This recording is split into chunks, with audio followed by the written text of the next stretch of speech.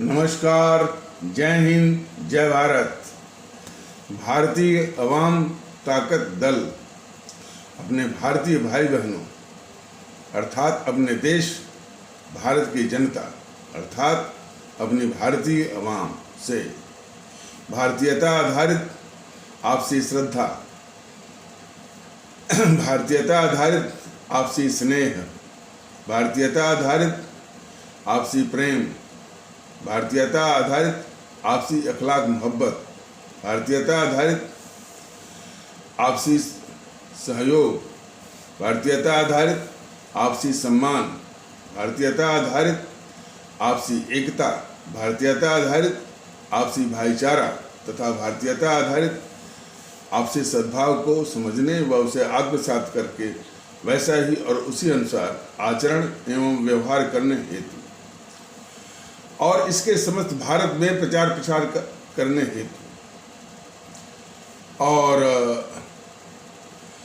और प्रत्येक देशवासी को इसकी अहमियत और महत्व को समझाकर उसे अपनाते हुए वैसा ही और उसी अनुसार आचरण एवं व्यवहार करने हेतु और प्रत्येक देशवासी को अपना ही भारतीय भाई बहन मानकर, समझकर, अपनाकर उनके साथ वैसा ही और उसी अनुसार आचरण एवं व्यवहार करने हेतु सतत, सदैव और हमेशा अदब के साथ, आदर के साथ अर्ज करता है, विनती करता है।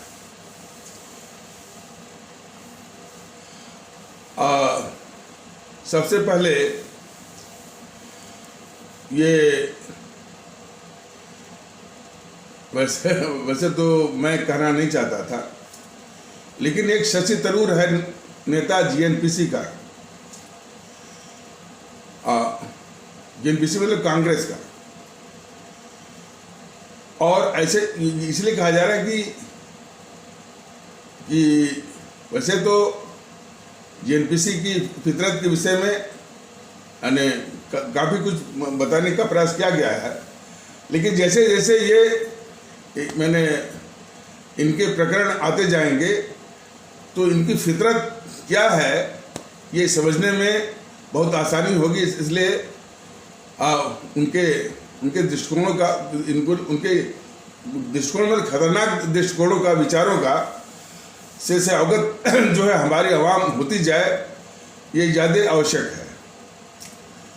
तो ये शशि थरूर एक नेता है और वो गद्दार किस्म का नेता है इस देश का।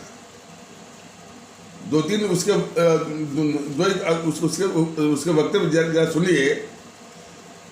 जब ये कन्हैया कुमार ने जेएनयू के प्रांगण से सरेआम ये नारा लगवाया कि भारत तेरे टुकड़े होंगे और भारत की बर्बादी तक जंग जारी रहेगी, तो उस कन्हैया कुमार का वो उसका जो नेता है और वो देश का गद्दार है राहुल गांधी, तो उसने समर्थन किया। यही तो देश की दुख की बात है और बहुत अफसोस की बात है, और ये बहुत गंभीर विषय है कि जो भारत तेरे टुकड़े होंगे इंशाअल्लाह इंशाअल्लाह भारत की बर्बादी तक जंग जारी रहेगी, जिसने नारा लगाया उसके समर्थन देने वाले को उसके समर्थन देने वालों को वो समर्थन उसने वो संसद के अंदर या लोकसभा के अंदर और लोकसभा के बाहर भी दिया। और इसकी और भी गद्दारियां हैं, राहुल गांधी की और भी गद्दारियां हैं। उसको जो है केरल में हमारे जो भारतीय भाई बहन हैं वो दम भरते हैं कि हम भारत में सबसे शिक्षित लोग हैं, हमारी जो है जो शैक्षिक वो प्रतिशत है वो 100% लिटरेसी का है, बहुत हम लोग बुद्धिमान हैं, और उनके बुद्धिमत्ता का तकाजा यही है कि वो भारत तेरे टुकड़े होंगे इंशाअल्लाह इंशाअल्लाह भारत की बर्बादी तक जंग जारी रहेगी, उसके नारा लगाने वाले को उनकी पार्टी का मुखिया राहुल गांधी जो है वो समर्थन करता है। और ये समस्या सिर्फ केरल की नहीं है, राजस्थान की भी है, पंजाब की भी है, महाराष्ट्र में भी वो लोग कांग्रेस को काफी लोग वोट करते हैं। और जहां भी किसी भी देश में सिर्फ एक वाकया गद्दारी का हो तो पूरे देश के लोग जो उसको भगा देते हैं। लेकिन अफसोस, बहुत अफसोस की बात है कि खुलेआम गद्दारों का समर्थन करने वाला ये राहुल गांधी अब खुद वो गद्दार है। और उस गद्दार पार्टी को केरल से, राजस्थान से और पंजाब से लोग जो है समर्थन कर रहे हैं। ये सबसे बड़ी समस्या है। सब समस्याओं से जो है सबसे बड़ी समस्या है कि इस गद्दार जो है राहुल गांधी को और उसकी पार्टी को लोग अभी भी समर्थन कर रहे हैं।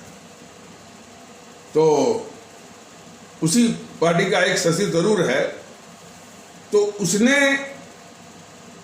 कन्हैया कुमार जो कहता है कि भारत तेरे टुकड़े होंगे और भारत की बर्बादी तक जंग जारी रहेगी, उसको इसने तुलना किया था हमारे भगत सिंह से।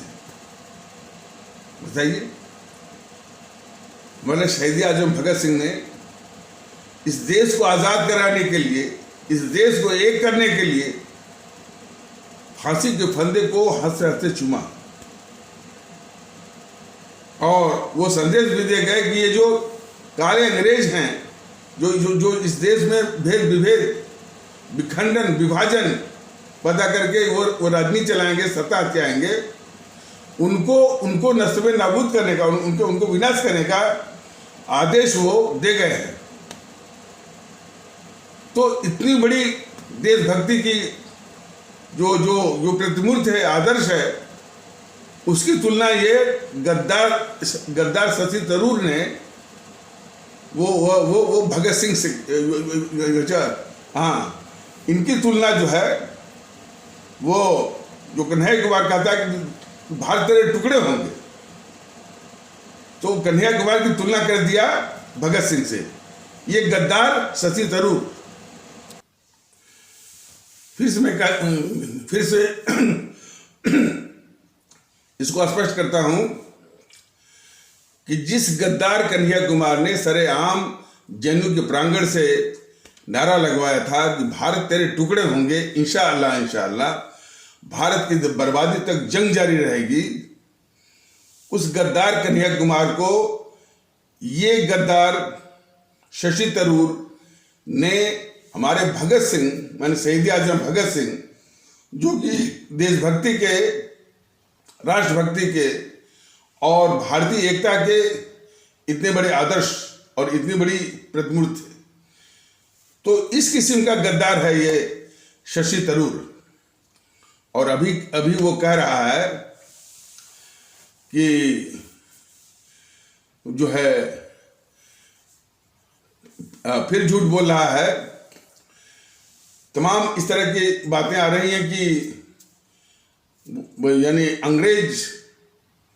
अंग्रेजी सरकार भारत छोड़ने को मजबूर तब हुई जबकि आज़ाद हिंद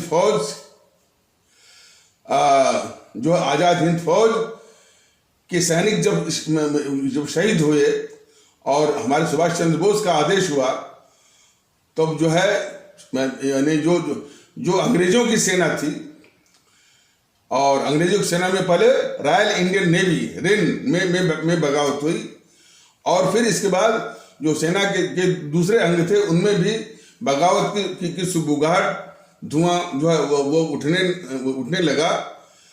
तब अंग्रेज डर गए, इसलिए अंग्रेज भारत में शासन सिर्फ सेना और पुलिस के बल पर ही कर रहे थे। तो यदि सेना और पुलिस ही काबू में नहीं आए तो कब तक वो रहेंगे। और इस बात को मैंने कई बार बताया गया है कि इस बात को क्लेमेंट एटली, जो कि जिसमें ये यानी भारत को सत्ता हस्तांतरण का जो अधिनियम पास हुआ ब्रिटेन की संसद में, यानी और ब्रिटेन संसद में, तो उस समय प्रधानमंत्री यही जो है वो क्लीमेंट एटली था। तो वो एक बार 1956 में आया था भारत, और पश्चिम बंगाल के जो कार्यवाहक राज्यपाल थे फणिभूषण चक्रवर्ती, तो उनसे जब मिलने गए तो वो खुद खुलासा किए, क्लीमेंट एटली ने खुद खुलासा किया कि हम जो है, हालांकि हमने जो है वो विश्व युद्ध जीत भी लिया था, मॉरली हम हाई थे, और जो कांग्रेस का आंदोलन का कहीं अता पता नहीं था, गांधी के आंदोलन का कहीं अता पता नहीं था। तो लेकिन जो सुभाष चंद्र बोस की प्रेरणा से जो है, यानी वो अंग्रेजों की सेना में जो बगावत हुई, उसी के कारण जो है हम मजबूर हुए। और जब उनसे एक पॉइंटेड क्वेश्चन किया गया कि गांधी के आंदोलन का, खास करके जो भारत छोड़ो जो 1942 वाला है, उसका कितना असर रहा, तो उसने कहा मिनिमल, कम से कम, लगभग नहीं के बराबर। तो ये तथ्य जो है अब सबके सामने आ रहा है, जग जाहिर हो रहा है। अब ये समझो तो हवा जरूर वो फैलाया कि भाई कि सन 42 का जो भारत छोड़ो आंदोलन है और जो कांग्रेस का आंदोलन है, इसके कारण जो है अंग्रेज छोड़ने के मजबूर हुए। अब ये बिल्कुल झूठ साबित हो रहा है। अब तो मैंने जितने भी हमारे देशवासी हैं और हमारे जितने भी भारतीय भाई बहन हैं, इसी जागरूकता में, इसी जागरूकता के आधार पर, इसी जागृति के आधार पर इन कांग्रेसी चमचों से पूछें कि जब तुमने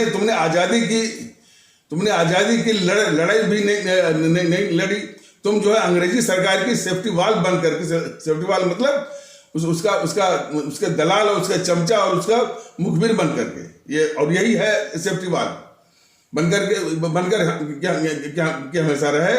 और तुमने कभी भी आजादी की लड़ाई लड़ी नहीं। तो और जो है अंग्रेज जो भागे हैं वो सुभाष चंद्र बोस और उनकी आजाद हिंद फौज की कुर्बानी और शहादत के कारण। तो इसको भी जो है ये सबसे बड़ा झूठ है। कांग्रेस ने आजादी की लड़ाई नहीं लड़ी। अंग्रेज जो भागने यहाँ से भारत छोड़ने के लिए मजबूर हुए, वो गांधी महोदय के, या जो गांधी महोदय के भारत छोड़ो आंदोलन के कारण नहीं, बल्कि हमारे परम आदरणीय और राष्ट्र महानायक, राष्ट्रभक्त, शिरोमणि नेताजी सुभाष चंद्र बोस के कारण और उनके आजाद हिंद फौज के कारण। तो इसको झूठ बोल रहा था कि नहीं, फिर वही बात कि जो कांग्रेस या गांधी महोदय के जो भारत छोड़ के आधार पर हमारी जो इसकी आजाद हिंद फौज, वो आजाद हिंद फौज सुभाष चंद्र बोस की अंग्रेजी सेना को हराते हुए वहां से यानी सिंगापुर से हराते हुए वो कोहिमा जो कि नागालैंड की राजधानी है, वहां तक आ गई थी। तो इसको भी फिर ये गद्दार शशि थरूर कह रहा था कि आजाद हिंद फौज जो है वो अंग्रेजी सेना से हार गई थी। तो ये यानी पूरी जीएनपीसी इस देश की सबसे बड़ी गद्दार है। और शशि थरूर जो है उसी गद्दारी का एक जीता जागता नमूना है। अब बीजेपी वाले इन सबों को गद्दार नहीं कहते हैं, न गद्दार करने देते हैं। बीजेपी वालों का पूरा ध्यान रहता है कि इस्लाम आस्था वाले भारतीय भाई बहनों में से किसी को टारगेट किया जाए। देश और देशभक्ति और भारतीय एकता के विषय में भारतीय जनता दल, कल देखा गया था 8 से 84 और ये वीडियो जो जारी हो रहा है, इसकी संख्या होगी 8 से 85 वीडियो जारी कर चुका है। हालांकि अब कहाँ तक यानी फैला है, कहाँ तक इसका विस्तार हुआ है, और देखने वाले शायद जो है 4000 के आसपास इसको लोगों ने देखा है, और डाउनलोड करके भी लोगों ने इसको फॉरवर्ड किया है। और यदि 8 से 85 वीडियो एक भारतीय भाई बहन इसको फॉरवर्ड करे और जन जन तक पहुंचाए, तब ये जाकर के ये सार्थक होगा। ये जो ये वीडियो है आपका 8 से 85 वाला है ये, और ये वीडियो जो है जन जन तक पहुंचे। अब जिनके पास पहुंच रहा है तो वहां से ये प्रतिक्रिया आ रहा है कि भाई यानी हमको तो कुछ और बताया गया था। बात सही है। हमारे भारतीय भाई बहनों के दिमाग में, उनके सामने जो तमाम यानी वो जेएनपीसी के पक्ष में कि जितने गद्दारों की गद्दारी छुपाते हुए और एक झूठी महिमा मंडन करके जो है वो जो है एक वातावरण जो है वो ठूसा गया है हमारे भारतीय भाई बहनों के दिलो दिमाग पर। तो उनके दिलो दिमाग से जब ये तथ्य सामने आ रहा है तो उनको बहुत आश्चर्य हो रहा है कि भाई हकीकत ये है, और हमको यानी क्या बताया गया है। अब जैसे कि मैंने मोहनदास करमचंद गांधी जो है आज़ादी की लड़ाई के नाम पर जो है वो दलाली करता रहा, और इसके बाद जो है और नेहरू को ही बस सत्ता दिलाने के लिए साजिश करते करते देश ही बांट दिया, और वो देश और ये जो त्रासदी है देश बांटने की, इसमें सबसे बड़ा जो तथ्य वो छिपाया गया, इसमें हमारे भारतीय भाई बहन जान लें कि इसी कांग्रेस ने या कांग्रेस पार्टी के द्वारा जो है भारत विभाजन का प्रस्ताव पास किया हुआ है। और तथ्य यह भी है कि शायद कांग्रेस प्रस्ताव पास करने के पक्ष में नहीं थी।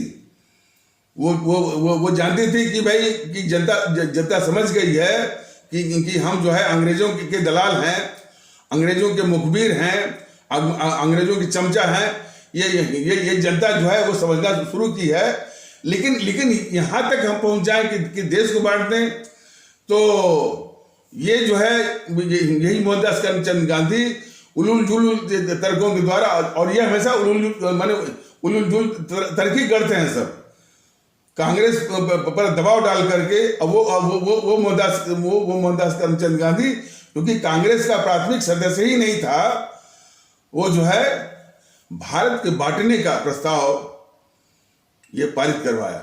इसमें माने कांग्रेस की कार्य समिति के द्वारा भी, और कांग्रेस की जो जनरल बॉडी होती है सामान्य सभा के द्वारा भी। तो उसी कार्य समिति में ही जो खान अब्दुल गफ्फार खान या बादशाह खान या सीमांत गांधी या फ्रंटियर गांधी, उनके 4 नाम हैं, वो उसी में रो पड़े। इस कांग्रेस ने हमको उन भेड़ियों के हवाले कर दिया। उसी कार्य समिति में ही वो रो पड़े। इतना बड़ा जो है षड्यंत्र किया इसे मोहनदास करमचंद गांधी ने, और क्या नाटक करता रहा कि पाकिस्तान मेरी लाश पर बनेगा। तो ऐसे धोखेबाज हैं, और खुद जो है वो प्रस्ताव पास करा है। तो अब ये है कि ये तथ्य जो है पूरे देश के लोगों से छिपाया गया। तो भारतीय वामपंथी अकाली दल तो बराबर कहता है, जरूर कहेगा कि हमारे सभी आदरणीय भारतीय भाई बहन इन कांग्रेसी चमचों से बस यही पूछें कि जब तुमने खुद देश को बांटने का नहीं कि तुमने जो है देश के बांटने का प्रस्ताव जो तुमने पास किया हुआ है उसको क्यों छिपाया। और यही सवाल जो है बीजेपी के चमचों से भी पूछे हमारे आदरणीय भारतीय वाम कि कांग्रेस ने तो खुद ही जो है जो है देश बांटने का प्रस्ताव पास किया हुआ है, तब तुम जो है जिन्ना जिन्ना के पीछे क्यों पड़े हो? हमारे सभी आदरणीय भारतीय भाई बहन, हमारे आदरणीय भारतीय अवाम इन पार्टियों के चमचों से, नेताओं से और कांग्रेसियों से पूछें कि भाई जब तुमने खुद देश बांटने का प्रस्ताव तुम्हारी पार्टी ने विधिवत पास किया हुआ है, तो फिर इसका इल्जाम दूसरे के मत्थे पर कैसे मढ़ सकते हो? नंबर एक। नंबर दो कि यह इतनी बड़ी सच्चाई को तुमने छुपाया क्यों? और यही सवाल बीजेपी के नेताओं और चमचों से हमारी आदरणीय भारतीय अवाम, आदरणीय भारतीय भाई बहन पूछे कि इतना बड़ा तथ्य जो है वो तुमको भी मालूम था। तुमने जो है देश के सामने कि कांग्रेस ने ही देश बांटने का प्रस्ताव पास किया हुआ है, इसी ने देश को बांटा है, तुमने देश को बचाया क्यों नहीं? और इतनी बड़ी गद्दार जेएनपीसी को क्यों बचा रहे हो? नंबर एक। नंबर दो कि जब इस देश को कांग्रेस ने नहीं बांटा है और उसने खुद प्रस्ताव पास किया हुआ है, तब तुम बराबर जो है देश बांटने के लिए हमेशा जिन्ना क्यों जो है वो रट लगाते हो? और टीवी चैनलों को पर जो है कोई भी आतंकवादी आता है तो उसको जो है जिन्ना की सेना तुम जो है वो कहलवाते हो। ये सवाल हमारे सभी आदरणीय भारतीय भाई बहन इन दोनों पार्टियों के चमचों से पूछें। इस मौके को खासकर मैंने ये नेहरू गांधी को सत्ता हथियाने की इतनी बड़ी जल्दी थी। अंग्रेज सरकार ने घोषणा किया था कि इस तरह का जो सत्ता हस्तांतरण जो है वो 1948 में होगा। लेकिन इन सबों ने, नेहरू ने और गांधी ने इतना दबाव बनाया वो अंग्रेजी सरकार के ऊपर कि, और फिर वहां से इन्हीं दोनों की सिफारिश पर वो जो वायसराय आया था माउंटबेटन आया। माउंटबेटन एक साल पहले ही, एक साल पहले ही यानी देश को बांट करके सत्ता हस्तांतरण। देखिए ये आज़ादी नहीं है, आज़ादी है ही नहीं। आज़ादी का तो वही जो हमारे माने परम आदरणीय राष्ट्र महानायक, राष्ट्रभक्त शिरोमणि नेताजी सुभाष चंद्र बोस ने आज़ाद भारत की स्थापना 21 अक्टूबर 1943 को सिंगापुर में की थी। वही अपना जो है वो आज़ादी का दिवस, और जिसको कि 11 देशों में जिसमें कि रूस भी था, 11 देशों ने मान्यता भी दी है। तो वो अपना आज़ादी के दिवस, ये तो भारत की बर्बादी का, भारत के लिए बहुत ट्रेजिक का और दुखद घटना है। आज़ादी नहीं है ये। अब इन गद्दारों ने इस बर्बादी को जो है आज़ादी का दिवस कर दिया, वो बात दूसरी है। इसीलिए तो इस कलंक को हटाने की बार जो है वो बार इस कलंक को हटा करके 21 अक्टूबर को ही अपना आज़ादी का दिवस मनाने के लिए बार भारतीय आवाम ताकत दल कह रहा है। लेकिन ये मोदी महोदय जो कि इन गद्दारों को पालने वाले सबसे बड़े गद्दार हैं जो है इस भारत के, वो जो है वो मानने को तैयार नहीं है। वो यानी 15 अगस्त को भी मनाएंगे और नाम मात्र को दिखाने के लिए, तमगा लूटने के लिए कभी मनाएंगे और लूटने के लिए 21 अक्टूबर को कभी मनाएंगे और कभी नहीं मनाएंगे। कभी बहाना करेंगे कि यदि हम जो वहां जाएंगे तो लोग मेरा बाल नोच लेंगे, इस तरह का वो बहाना भी बनाएंगे।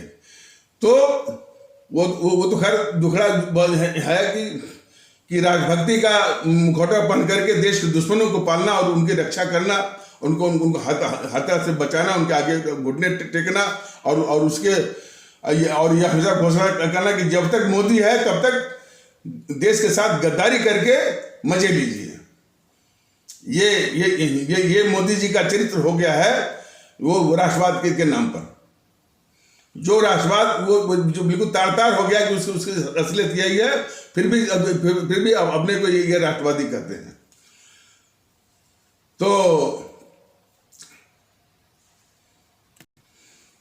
इन कांग्रेसियों को, इन जेएमटीसी वालों को, इन कांग्रेसियों को बड़ी जल्दी थी सत्ता हथियाने की।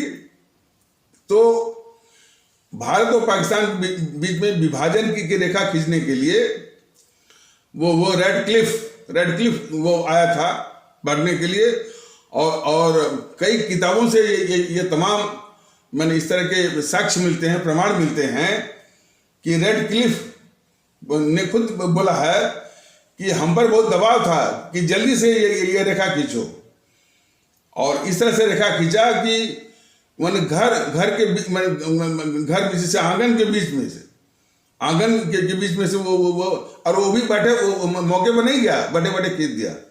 क्योंकि इन दोनों गद्दारों को, मोहनदास करमचंद गांधी को और वो जवाहरलाल नेहरू को, देश को बांट करके सत्ता हथियाने की बहुत जल्दी थी। कितने लोगों ने लिखा कि भाई कि जो है, जो यदि इस सत्ता हस्तांतरण को या अंग्रेज को भगाने को, हालांकि जो आज़ादी बोलते थे, इस आज़ादी को कोई हम 10 वर्ष टाल देते तो अपने आप जो भाग जाते वो अंग्रेज, तो देश भी नहीं बढ़ता। देश का विभाजन हमारे इतिहास की सबसे बड़ी त्रासदी है, और इसलिए त्रासदी है कि इसमें जितने लोग मरे हैं और आपस में कट मर के मरे हैं। कौन? जो कि कुछ ही दिन पहले आजादी की लड़ाई में साथ जो है कंधा से कंधा मिलाकर के आजादी की लड़ाई वो अंग्रेजों के खिलाफ लड़े थे। वही भारतीय भाई बहन जो है आपस में जो है वो मार काट करके और कट मर करके वो जो है उनकी इतनी जानी गई है। और ये बात जो है ये दोनों गद्दार जानते थे, लेकिन सिर्फ सत्ता हथियाने के लिए ये जो है इन सबों ने हमारे 25 से 30 लाख लोगों की जान ली। तो इतने बड़े गद्दार हैं।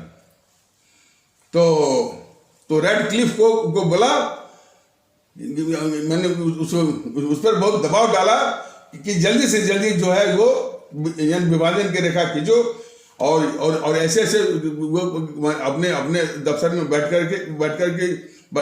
करके ही वो मौके पर नहीं गया, और दफ्तर में बैठ करके ही उसने वो रेखा खींची।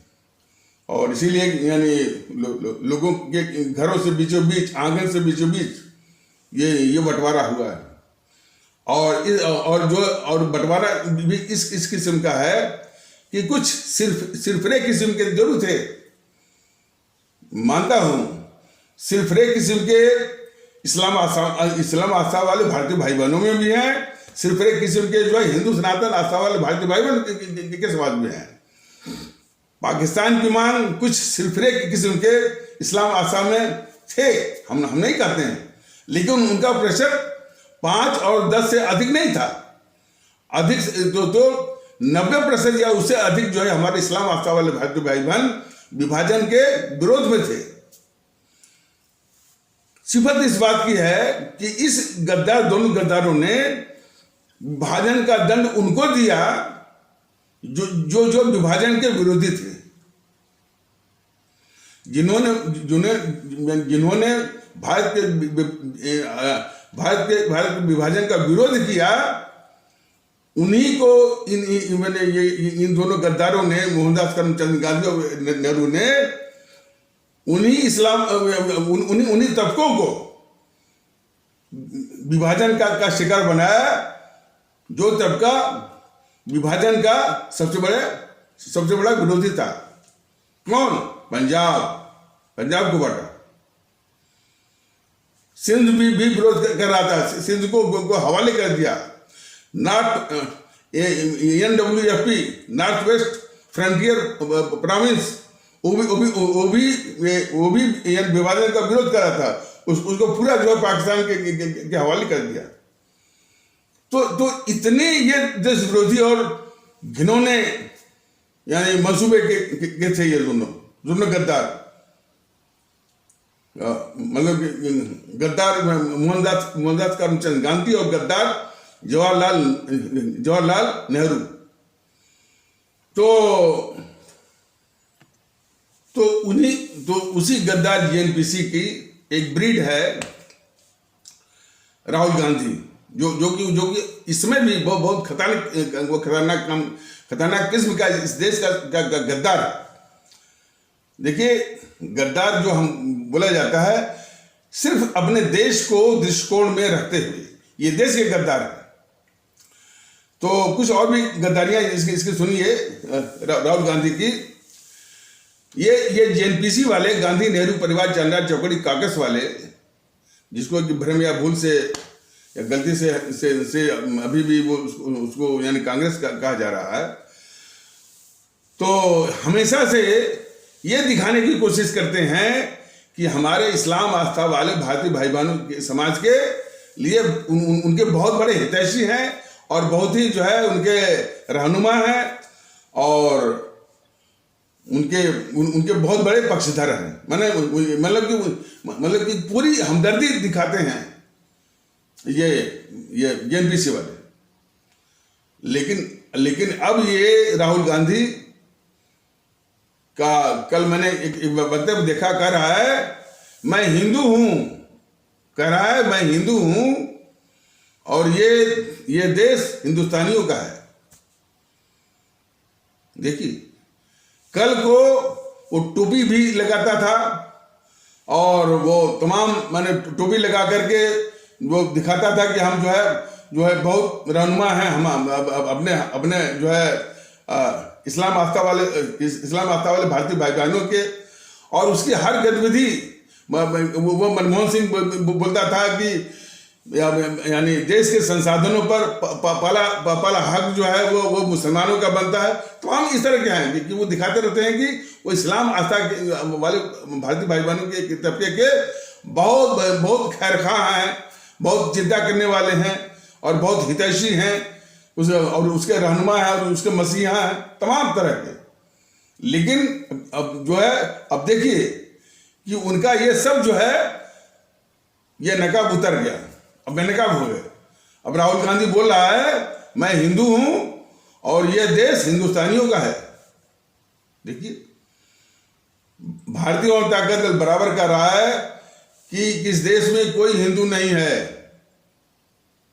और देश वो जो है हिंदुस्तान, यह देश हिंदुस्तानियों का भी नहीं है, यह देश भारतीयों का है। इस देश में जब से संविधान लागू हुआ, यह देश न तो हिंदुओं का है, न तो मुसलमानों का है, न तो ईसाइयों का है, न तो सिखों का है। यह देश सिर्फ भारतीयों का है। इसलिए जो लोग भी इसमें भारतीय बनकर रहना चाहें, यह देश उन्हीं के लिए है।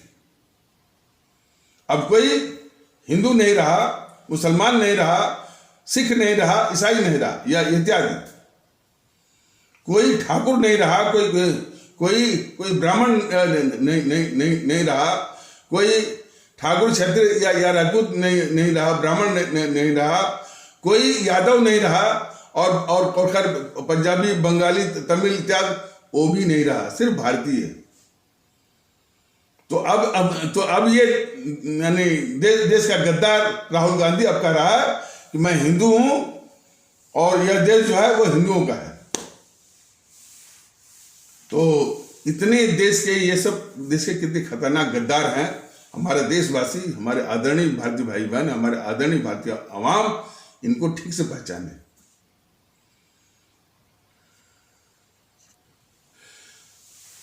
ये भारतीय जनता पार्टी वाले, अब भारतीय जनता पार्टी के जितने सेवा सालार हैं, चाहे यूट्यूब पर हो, चाहे और भी सोशल मीडिया पर हैं, अब मोदी जी के जितने वो सेवा सालार हैं, वो तमगा लूट रहे हैं। एक छोटा सा होलोग्राम जो है वो इंडिया गेट पर रख करके, वो इंडिया गेट पर वो किसका है भाई? जो अंग्रेजी सेना में भर्ती थे, और वो तो जो अंग्रेजी सेना में भर्ती थे, और जो अंग्रेजों के लिए लड़ते हुए जो शहीद हो गए थे, उनका नाम जो है उस पर वो लिखा हुआ है, और उसमें जॉर्ज पंचम का भी नाम लिखा हुआ है। तो ये बीजेपी वाले, ये मोदी महोदय जो है हमारे इतने बड़े राष्ट्रभक्त या परम आदरणीय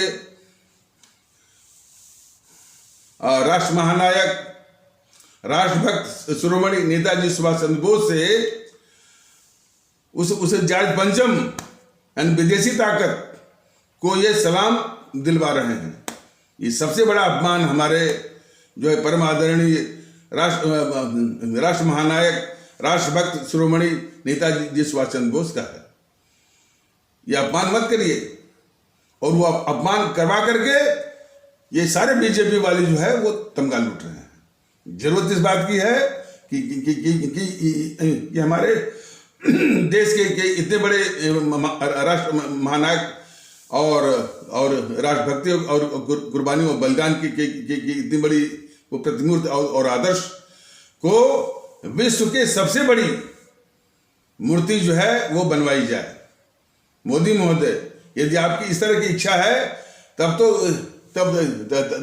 आप जो है तब तो आप ये अपने को कह सकते हैं या दिखा सकते हैं कि आप जो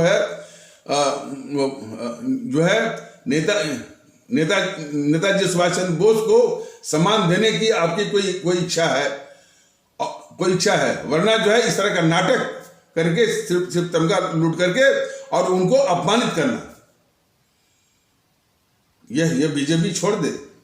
ये बहुत ही, माने सुभाष चंद्र बोस का अपमान करना जो है बहुत ही महंगा पड़ेगा, बहुत महंगा पड़ेगा। भारतीय जनता दल वो बिल्कुल इस विचार का है कि जब भी उसको मौका मिलेगा, या जो मैंने अपने परम आदरणीय राष्ट्र महानायक, राष्ट्रभक्त शिरोमणि नेताजी सुभाष चंद्र बोस की विश्व में सबसे ऊंची वो प्रतिमा, जो स्टैचू ऑफ लिबर्टी जो अमेरिका की है, अभी जो आपने वो सरदार पटेल की आपने जो बनाया है स्टैचू ऑफ यूनिटी, उससे भी ऊंची, और जो है संसद भवन जो कि सेंट्रल विस्टा में जो मैंने संसद भवन के केंद्रीय कक्ष में, सेंट्रल हॉल में भी, यानी जो है जितनी संभव हो सकती है उतनी ऊंची मूर्ति बनवाएगा। और यदि मोदी महोदय हमारे नेताजी सुभाष चंद्र बोस को सम्मान देने की कोई इस तरह से इच्छा है और दिखाना ही चाहते हैं देश को, तो जो करेंसी पर जो कलंक जो है मोहनदास करमचंद गांधी की फोटो है, उसको हटवाइए, और वहां पर हमारे नेताजी सुभाष चंद्र बोस की फोटो लगवाइए। तब तो जो है आप कह सकते हैं कि भाई तब आप दावा कर सकते हैं कि भाई आप सुभाष चंद्र बोस को जो है कुछ सम्मान देना चाहते हैं जिसके कि वो हकदार हैं। और जो है 23 जनवरी जो कि उनका जन्मदिन है, उसको राष्ट्रीय दिवस के रूप में ये उसको गणतंत्र दिवस के साथ जोड़ करके उनका अपमान मत कीजिए। गणतंत्र दिवस जो है 26 जनवरी जो है वो अपना गणतंत्र दिवस है, जिस दिन हमारे देश का संविधान लागू हुआ। उसके साथ हमारे परम आदरणीय राष्ट्र महानायक, राष्ट्रभक्त शिरोमणि नेताजी सुभाष चंद्र बोस के जन्मदिन 23 जनवरी को जो है गणतंत्र दिवस से जोड़ करके उनका अपमान मत कीजिए। वो देश में कुर्बानी शहादत के प्रतीक हैं। तो बल्कि 2 अक्टूबर जो जो जो जो उस कलंक, देश के कलंक का वो जन्मदिन है, वो 2 अक्टूबर भी कलंक है। और हो सकता जहाँ 2 अक्टूबर को, बल्कि जो हमारे शास्त्री जी हैं, जो उनका जन्मदिन है वो मनाइए, बात ठीक है, लेकिन राष्ट्रीय दिवस के रूप में सिर्फ जो है 23 जनवरी को आप रखिए।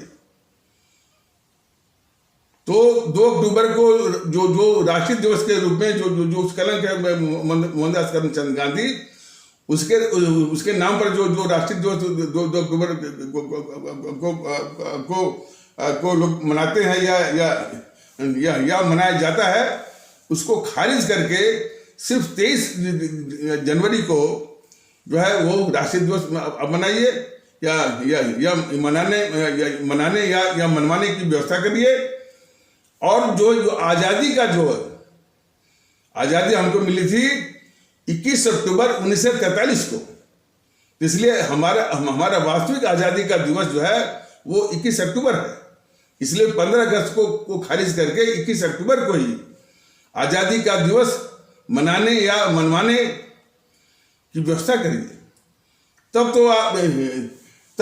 तो लोग समझेंगे भाई कि कुछ अपने परम आदरणीय राष्ट्र महानायक राष्ट्रभक्त शिरोमणि नेताजी सुभाष चंद्र बोस को सम्मान देने की आपकी मंशा है, वरना ये नाटक करके उनका अपमानित करने का अपराध मत करिए। देश देख रहा है और देश के आदरणीय आवाम जो है वो फैसला लेगी कि इस पर कि जो ये अपमानित आप कर रहे हैं। और पूरे देश में इन गद्दारों के नाम पर, माने मोहनदास करमचंद गांधी के नाम पर, और पहले तो जो है उसको राष्ट्रपिता की टाइटल से राष्ट्रपिता की जो उपाधि उसको मिली है उसे हटवाइए। न तो मोहनदास करमचंद गांधी जो है वो राष्ट्रपिता की पात्रता रखता है, जो कि गद्दार है देश का, और उसी प्रकार जो है वो चाचा नेहरू के रूप में इसको भी हटवाइए। इतना ही नहीं, पूरे देश में जहां जहां इनके नाम पर संस्थाओं के नाम हैं, गांधी, नेहरू, इंदिरा, राजीव इत्यादि का, सब नामों को खुरच करके वो हटा करके हमारे जो है वो क्रांतिकारी, देशभक्त, अमर शहीदों का नाम। और उदाहरण के लिए जो ये JNU है, जवाहरलाल नेहरू यूनिवर्सिटी जो लिखा या जवाहरलाल नेहरू विश्वविद्यालय, इसका नाम जो है अमर शहीद देशभक्त अशफाकुल्ला विश्वविद्यालय का नाम अब वो रखवाइए। ये तो मैंने एक उदाहरण मैंने दिया। इसी प्रकार जितने भी संस्थाओं के नाम हैं, जहां भी नाम जो है वो जहां भी नाम मोहनदास करमचंद गांधी या जवाहरलाल नेहरू या इंदिरा गांधी या राजीव गांधी का नाम है या इत्यादि का नाम है, सब नाम हटा करके, सब नाम हटा करके जितने भी हमारे अमर शहीद हैं, क्रांतिकारी, देशभक्त है, उनका नाम, उनके नाम से जो है वो संस्था, यानी उन संस्थाओं का नाम जो है इन अमर शहीदों के नाम पर होनी चाहिए। तब तो कुछ लगेगा कि आप जो है सुभाष चंद्र बोस के साथ जो है हमारे जो शहीद आजम भगत सिंह हैं, हमारे जो है वो चंद्रशेखर आजाद जी हैं, अशफाकुल्ला जी हैं, खुदीराम बोस जी हैं, और जो है वो सुब्रमण्यम भारती जी हैं इत्यादि, और रानी लक्ष्मीबाई जी हैं, और रानी चंद्रमा जी हैं, और रानी गडलिव जी हैं। इनको सम्मान देने के लिए आप में कुछ आप में कुछ मंशा है, वरना जो सारे इन गद्दारों का नाम जो है पूरे देश में छाया हुआ है, उनको जारी रखते हुए आप भी देश के गद्दार जो है वो माने जाएंगे और उसी रूप में आप देखे जाएंगे।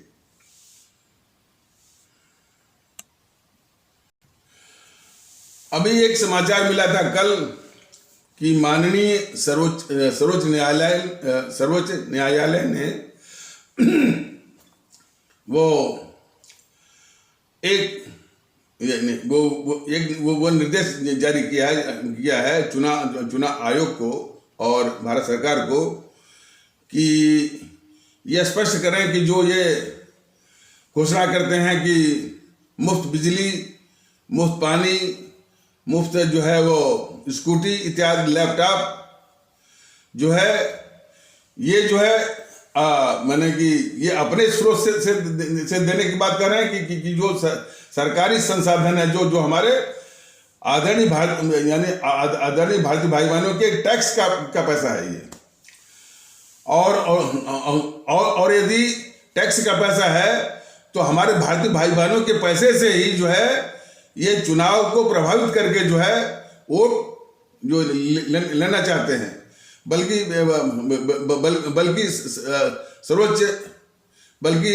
सर्वोच्च न्यायालय ने यह भी स्पष्ट किया है कि भाई कुछ जो है वो अपराध की धारा, आईपीसी की धारा ये के अनुसार जो है यानी जनता के ही पैसे के आधार पर और जनता के यानी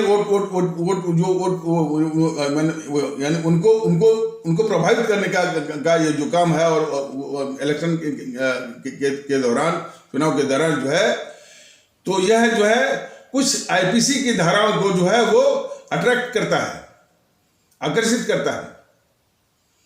तो इसका भी जिक्र किया है कि इस तरह के, और वास्तव में इस तरह से जो जनता के ही पैसे के द्वारा जनता के वोट को छीनने का जो छीनने भारतीय जनता दल या मैं तो साफ कर रहा हूं कि उनसे वोट ये छीनने की साजिश करते हैं। तो उसने तो ये अच्छा कदम है, लेकिन ये तो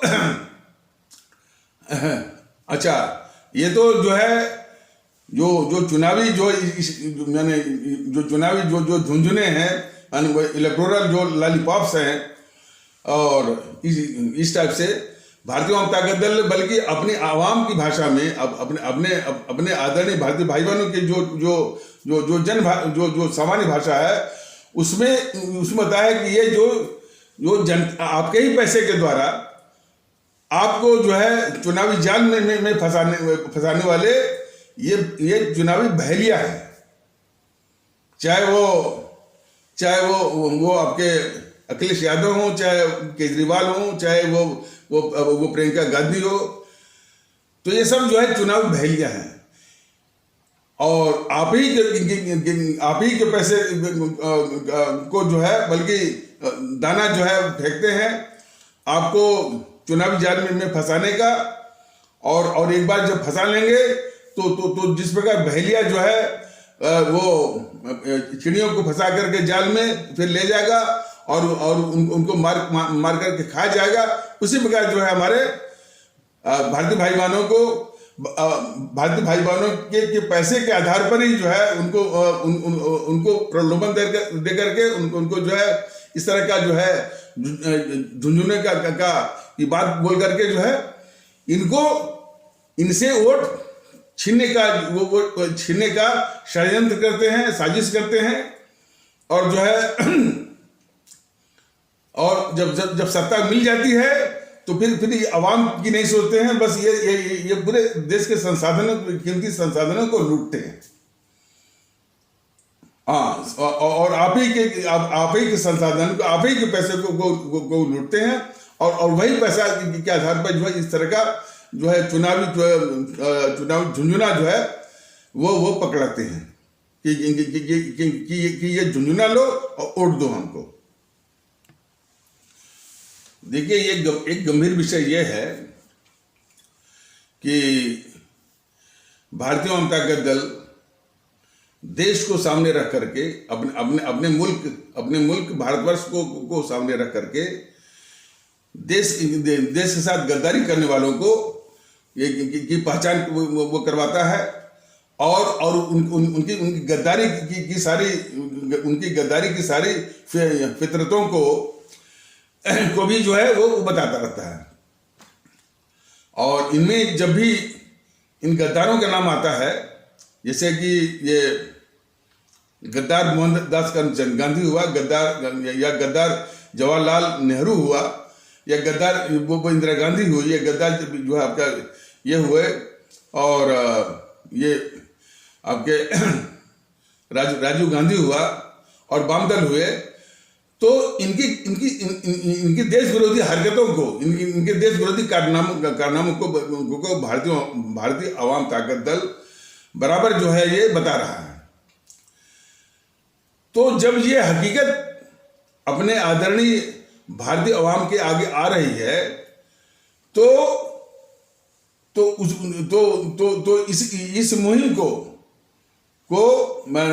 मुहिम को क्या करते, उसको माने कुंद करने के लिए, यानी इसके प्रभाव को कम करने के लिए, ये हिंदू सनातन आस्था वाले भारतीय भाई बहनों के तबके के जो कट्टरवादी तत्व हैं, या देश विरोधी जो कट्टरवादी क्या वो देश विरोधी तत्व हैं, वो क्या करते हैं कि इन गद्दारों के आगे जो है कुछ मुसलमान नाम, हालांकि मुसलमान शब्द जो है का परहेज करता है भारतीय जनता दल उनके लिए, बल्कि जो सम्मानजनक संबोधन है कि हमारे इस्लाम आस्था वाले भारतीय भाई बहन की कहता है। लेकिन समझाने के लिए मैं कह रहा हूं कि वो मुसलमान शब्द जो है उसमें जरूर जोड़ेंगे।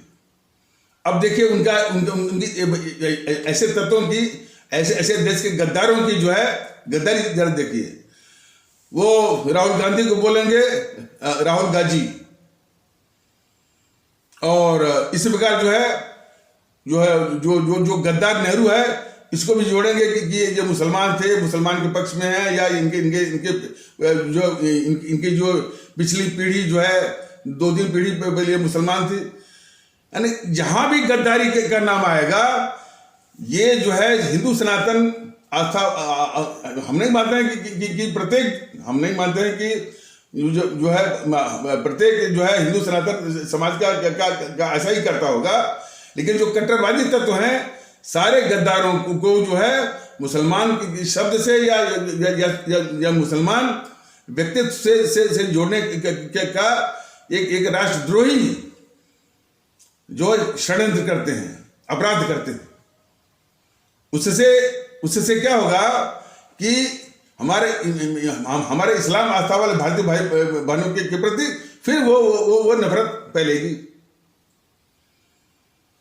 इन गद्दारों को, जो कौन गद्दार कि जो देश के गद्दारों को देश के गद्दारों को मुसलमान के नामों से जोड़ते हैं, ऐसे गद्दार। और वो गद्दार किसके हैं? गद्दार कौन है? हमारे हिंदू सनातन आस्था वाले भारतीय भाई बहनों के कट्टरवादी तत्व। और इनके भाषण में हम हमेशा देखेंगे कि कुछ राष्ट्र की बात, और राष्ट्र की बात सिर्फ दिखावे के रूप में। राष्ट्रवादी तो है नहीं, बीजेपी वाले कतई जो है वो राष्ट्रवादी नहीं है, ये घोर जो है राष्ट्रद्रोही हैं, देश के गद्दार हैं।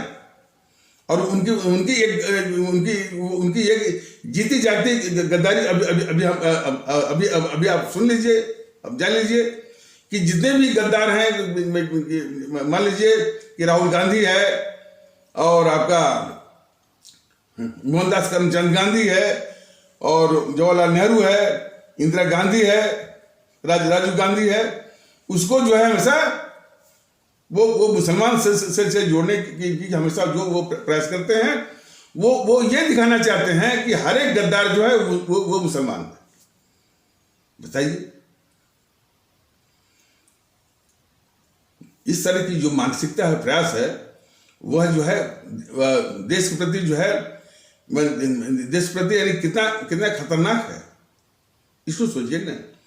और ऐसी गद्दारी जो है वो हिंदू सनातन आस्था वाले भारतीय भाई बहनों के कट्टरवादी तत्वों के द्वारा ही नहीं होती है।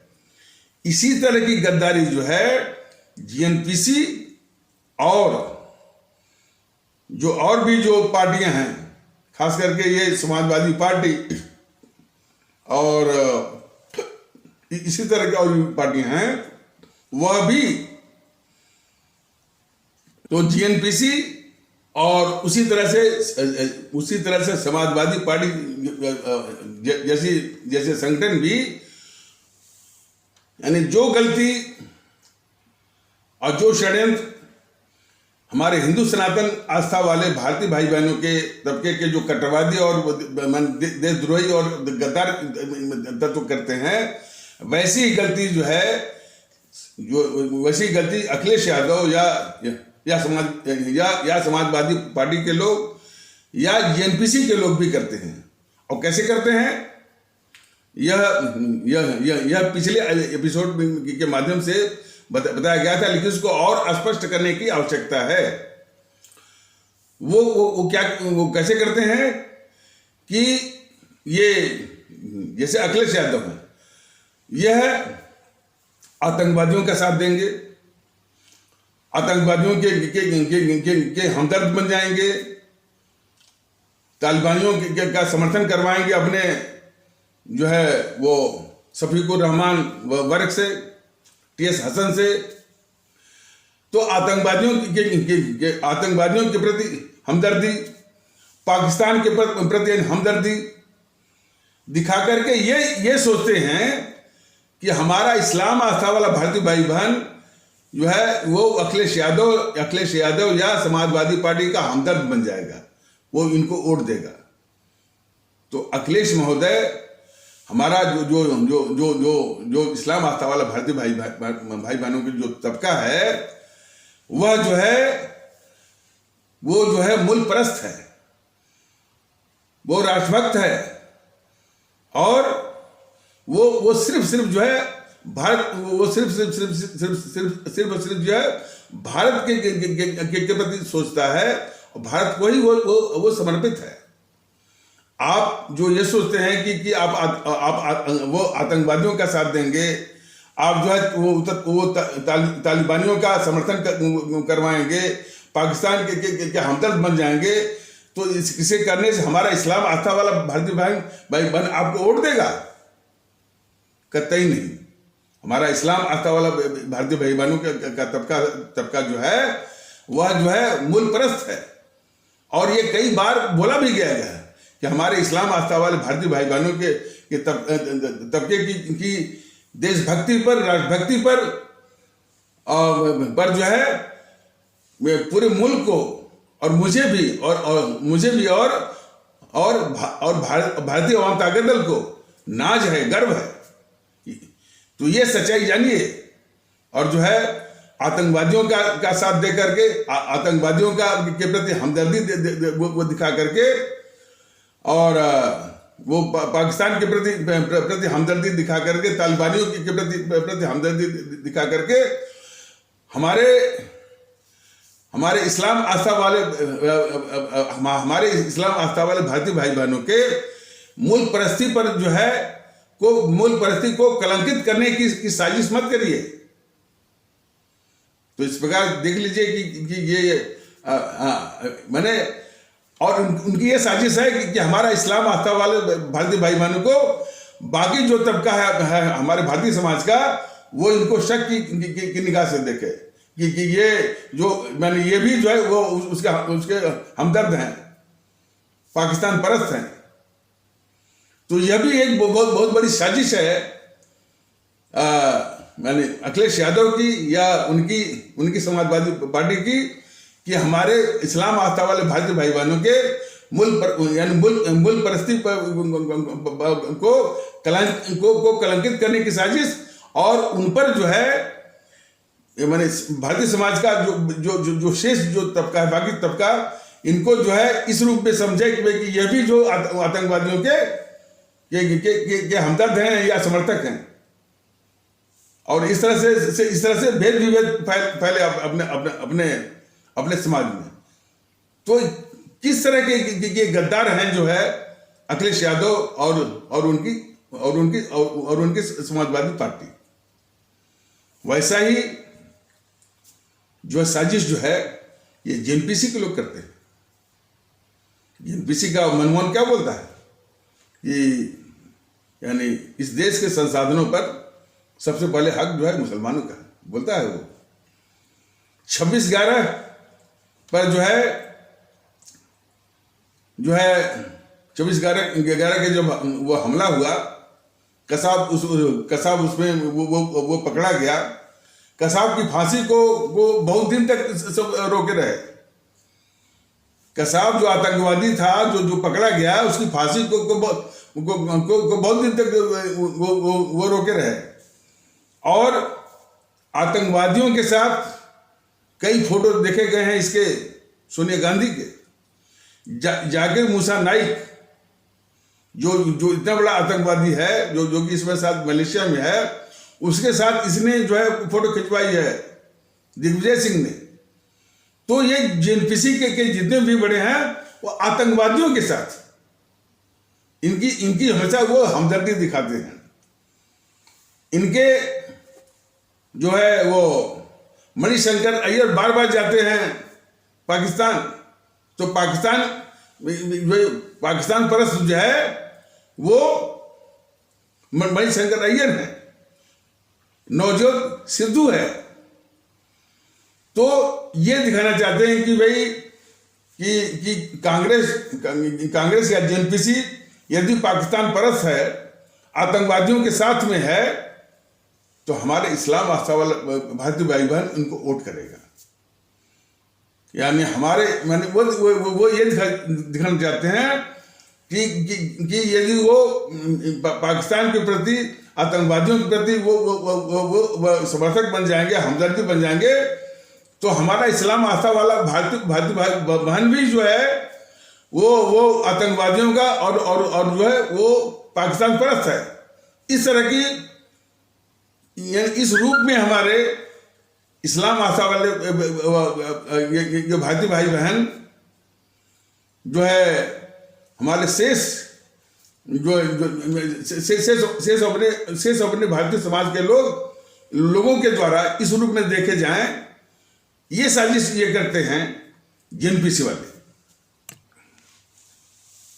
तो जो यह स्पष्ट किया जा रहा है कि इन सबों की जेएनपीसी वालों की साजिश जो है, अच्छा तो 26/11 पर जब हमला हुआ तो हमारे जो वायुसेना अध्यक्ष मतलब कि एयर चीफ मार्शल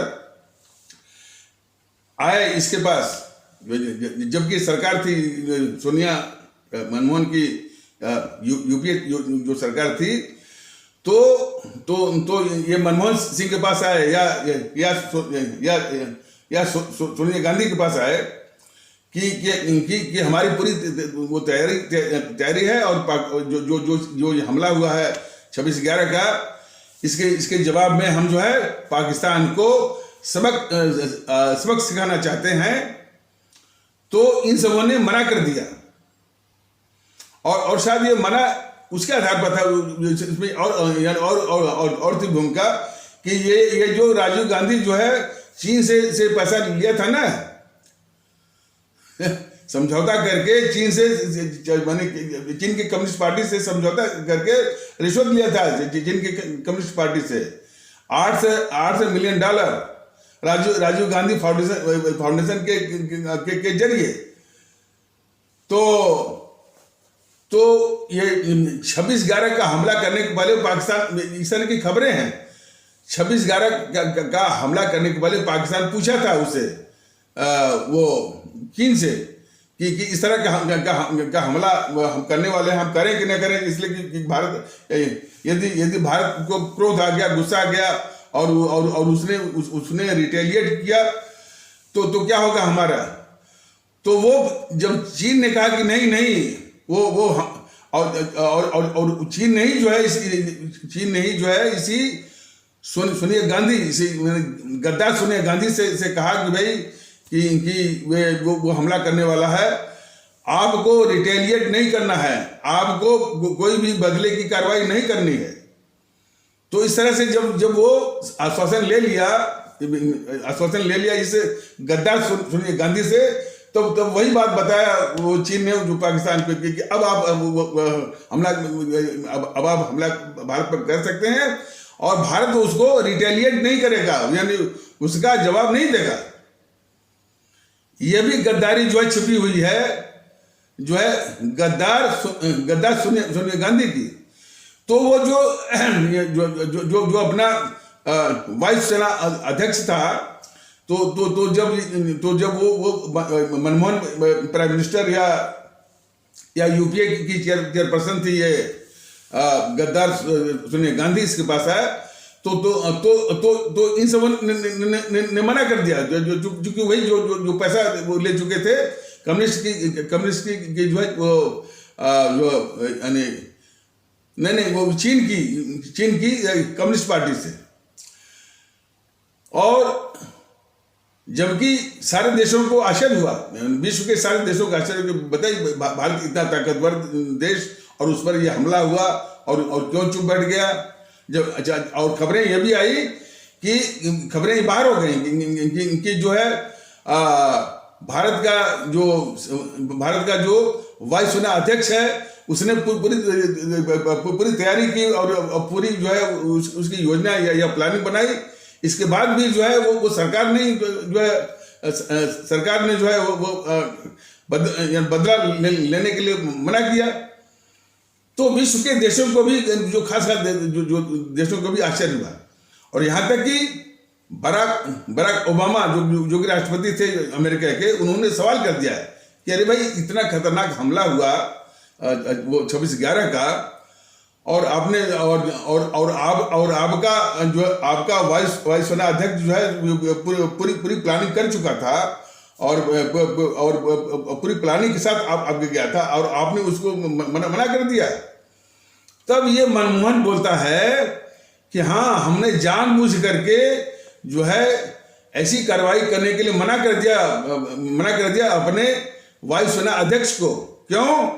क्योंकि ऐसी कार्रवाई अगर हम करते तो हमारे देश के एक खास तबके में एक गलत संदेश जाता।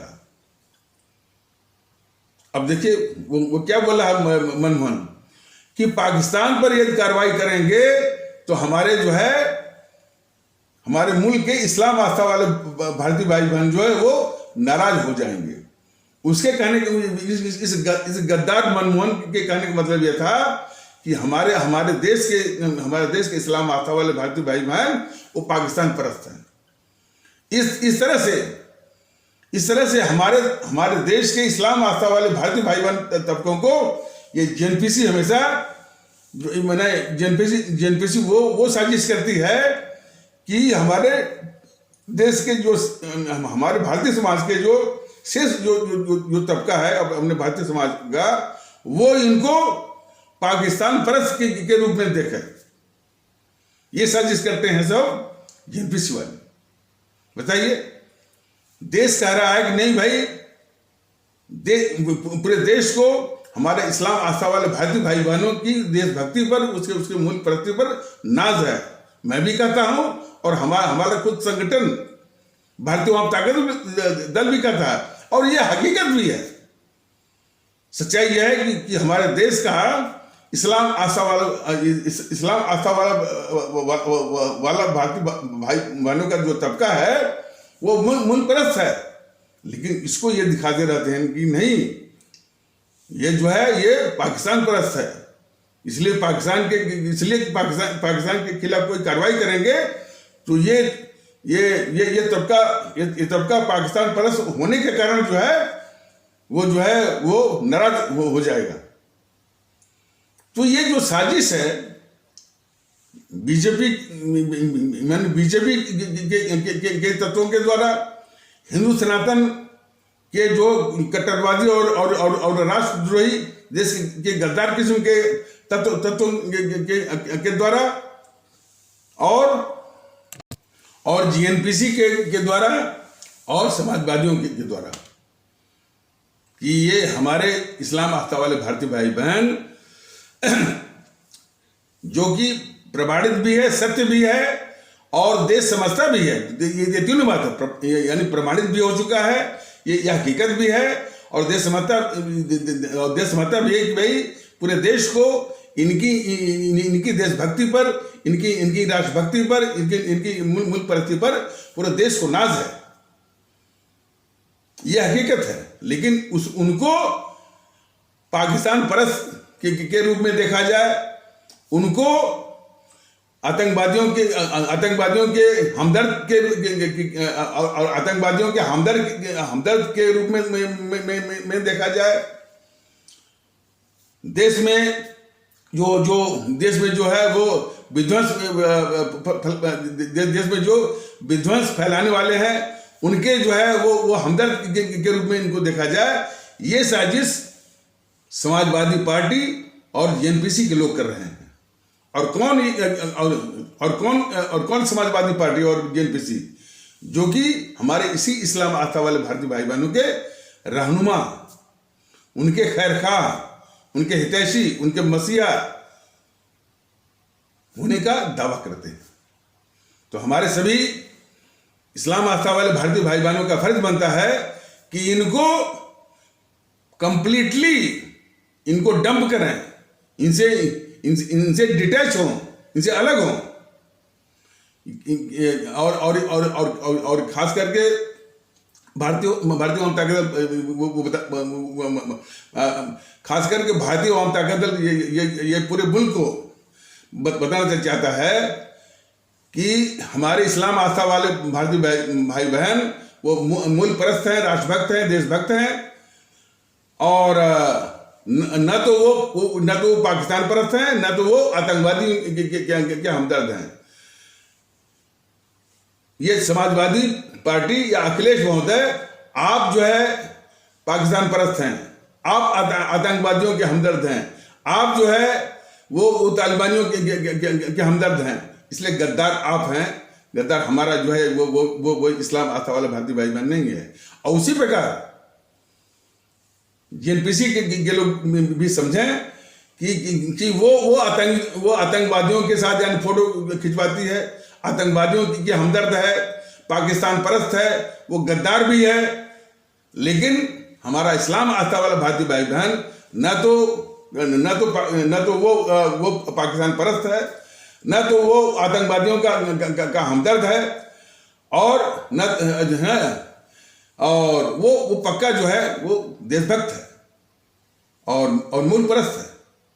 ये संदेश और ये सच्चाई भारतीय वाम ताकत दल जो है उनके लिए भी जो है ये गद्दार जो है वो अखिलेश यादव, गद्दार जेएनपीसी, गद्दार राहुल गांधी, गद्दार सोनिया गांधी इत्यादि को भी और पूरी आवाम के लिए भी